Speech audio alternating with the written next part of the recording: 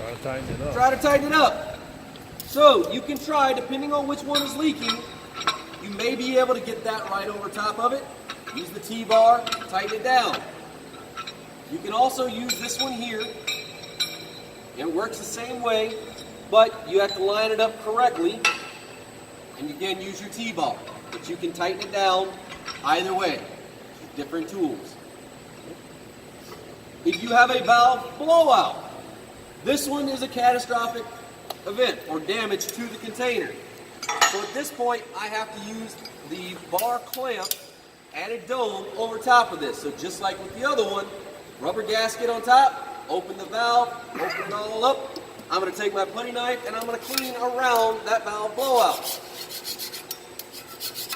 I'm going to make sure that gasket is going to seat properly. Again, a lot of pressure, a lot of material coming out of this port. So make sure you're paying attention and following contamination avoidance. You're then going to take the dome and you're going to make sure you align your valve down, not up, down. And you're simply going to slide it over top. It's going to splash. You're going to get wet. Just don't stand directly in front of the stream. Then you're going to grab your bar. You're going to make sure all of your bolts are loose. Oh, the yoke. Yes, sir. Yes, sir. All right. This is a fairly simple yoke. It's nothing more than a heavy piece of aluminum. All right, you have two slide bars. That's all they do is slide. Two bolts that hold that in place. This bolt will push that down if you need it to. That's all this stuff does. These two pins align with these two valves. So which one you're going to use just depends on which valve you're trying to fix. When you go to put this in place, again, you want everything to be loose. You are going to insert the bottom of the yoke first. Push it all the way into the wall of the 1-ton. Then simply roll it up. Then you must back the bottom out. Everybody see this little lip right here? That bar must fit right up against this edge. If it is not fitting up against this edge, if it is in behind it, DOT will not accept it. It must fit against the edge.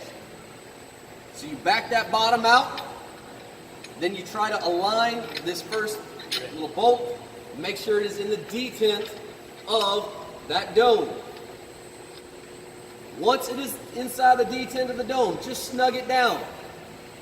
Then you can adjust your clamps. Make sure everything's lined up. You adjust. You can just simply finger tighten the bolts. Once you have all the bolts finger tightened, then you can come back with the wrench and actually lock it in place. But that way you're not fighting that yoke and or the clamp.